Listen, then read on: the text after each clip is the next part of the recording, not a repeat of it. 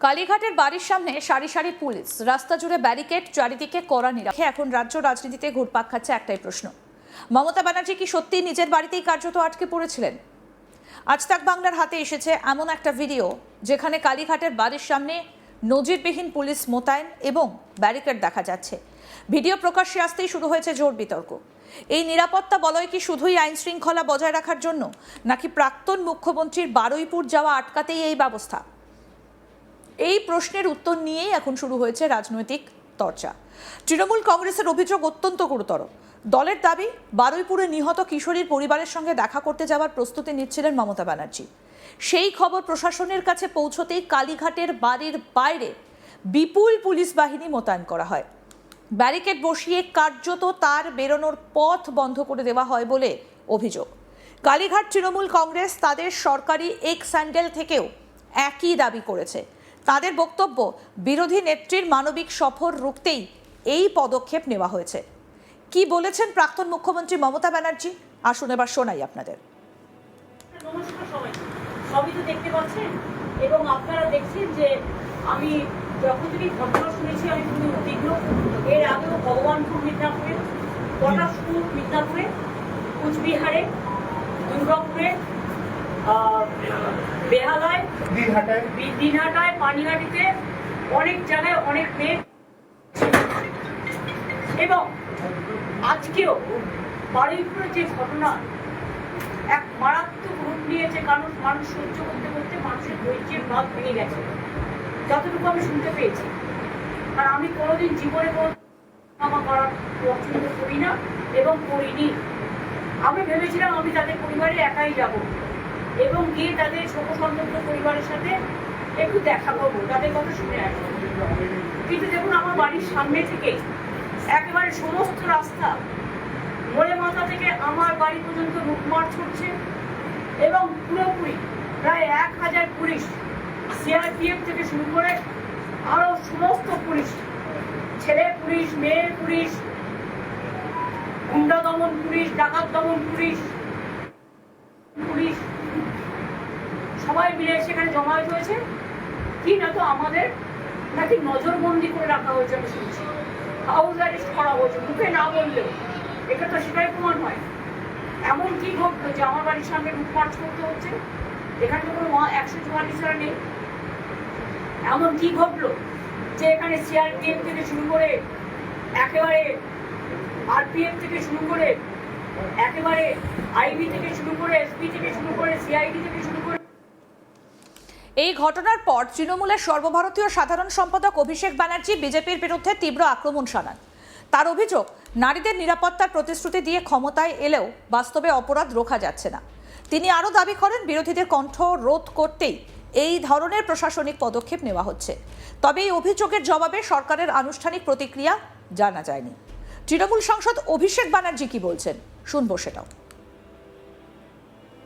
নমস্কার মাসিমা, কেমন আছেন?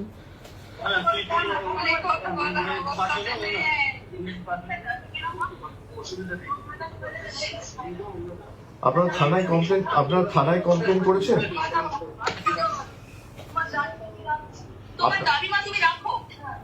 আপনারা থানায় কমপ্লেন করেছেন?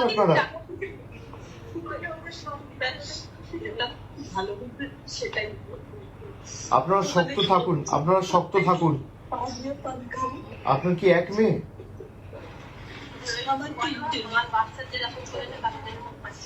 আপনার থানায় কমপ্লেন করেছেন? পুলিশ কোনো ব্যবস্থা নেয়নি এখনো?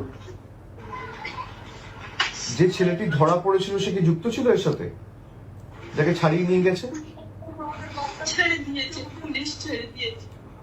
আপনারা শক্ত থাকুন, এ নিয়ে মামলা টামলা যা করতে হবে হাইকোর্ট, সুপ্রিম কোর্ট অব্দি আমরা আমাদের সামর্থ্য অনুযায়ী পূর্ণ সহযোগিতা করবো। দরকার হলে সুপ্রিম কোর্ট অব্দি যাবো।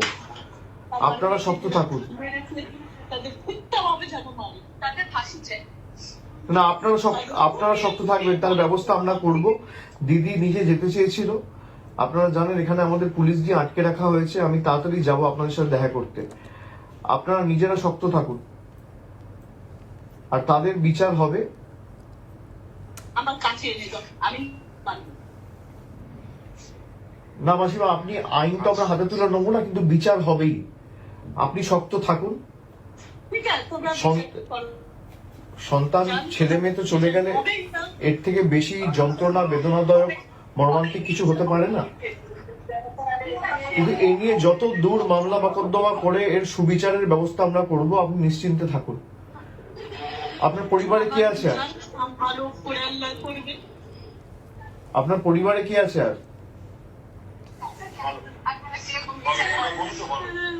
আমি যাই, আমার বলে যেরকম পেরেছে ওদেরও সেরকম, তুমি সেরকম। মায়ের শরীরের যত্ন নাও, মাকে এভাবে কাঁদতে দিও না। তাই আমার মনে সেরকম পেরেছে, সেরকম নৃশংসভাবে কুপিয়ে তালে করে কারা করেছে এটা? তার জানো সে কারা করেছে বন্দি আমার?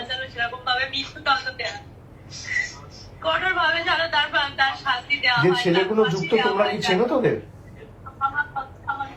তার কঠোর ভাবে তাকে শাস্তি দেওয়া হয়। যারা যুক্ত তাদেরকে তুমি চেনো? আমি সঠিক জানি না। কিন্তু একটা ছেলে ধরা পড়েছিল বোধহয়, তাকে ছাড়িয়ে নিয়ে গেছে বিজেপির কোন এক নেতা।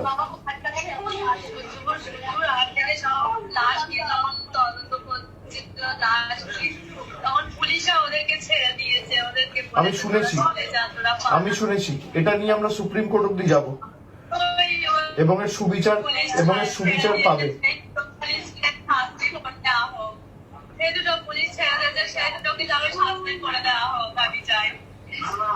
যারা নিশ্চিতভাবে তাদের ব্যবস্থা হবে, এবং কঠোর থেকে কঠোরতর ব্যবস্থার আইনি সহায়তা নিয়ে আমরা ব্যবস্থা করব। এই অভিযোগের পর থেকে নতুন করে প্রশ্ন উঠতে শুরু করেছে, যদি শুধুই নিরাপত্তা ব্যবস্থা হয়ে থাকে তাহলে এত বিপুল পুলিশ কেন? যদি শুধুই আইন শৃঙ্খলার স্বার্থে ব্যবস্থা নেওয়া হয়ে থাকে তাহলে একজন প্রাক্তন মুখ্যমন্ত্রীকে তার নির্ধারিত সফরে যেতে দেওয়া হলো না কেন? আবার উল্টো দিক থেকেও প্রশ্ন উঠছে, উত্তপ্ত পরিস্থিতিতে বড় রাজনৈতিক জমায়েত বা সংঘর্ষ এড়াতেই কি এই সিদ্ধান্ত নিয়েছিল প্রশাসন? এই প্রশ্নগুলোর কোনোটারই সরকারি ও স্বাধীনভাবে যাচাই করা চূড়ান্ত উত্তর এখনো সামনে আসেনি। পুলিশ প্রশাসনের ব্যাখ্যা অবশ্য সম্পূর্ণ আলাদা। তাদের দাবি, বারুইপুরে পরিস্থিতি অত্যন্ত স্পর্শকাতর ছিল। জনরোষ, বিক্ষোভ এবং আইন শৃঙ্খলার সম্ভাব্য অবনতির কথা মাথায় রেখে অতিরিক্ত নিরাপত্তা ব্যবস্থা নেওয়া হয়েছিল। প্রশাসনের বক্তব্য অনুযায়ী কোনো ব্যক্তিকে গৃহবন্দী করার উদ্দেশ্যে নয়, শান্তি এবং নিরাপত্তা বজায় রাখাই ছিল একমাত্র লক্ষ্য। কিন্তু রাজনীতিতে বাস্তবের পাশাপাশি প্রতীকও অনেক সময় বড় হয়ে ওঠে, আর সেই কারণেই কালীঘাটের ব্যারিকেডের ছবি এখন বাংলার রাজনৈতিক বিতর্কের কেন্দ্রবিন্দু। বিরোধীদের প্রশ্ন, একজন প্রাক্তন মুখ্যমন্ত্রী চলাচলে যদি বাস্তবে বাধা তৈরি হয়ে থাকে তাহলে গণতন্ত্রে তার বার্তা কী? আবার সরকারের সমর্থকদের পাল্টা বক্তব্য, উত্তপ্ত পরিস্থিতিতে নিরাপত্তা নিশ্চিত করা প্রশাসনের সাংবিধানিক দায়িত্ব। আরও আপডেট পেতেই দেখতে থাকুন আজ তাক বাংলা, সাবস্ক্রাইব করুন।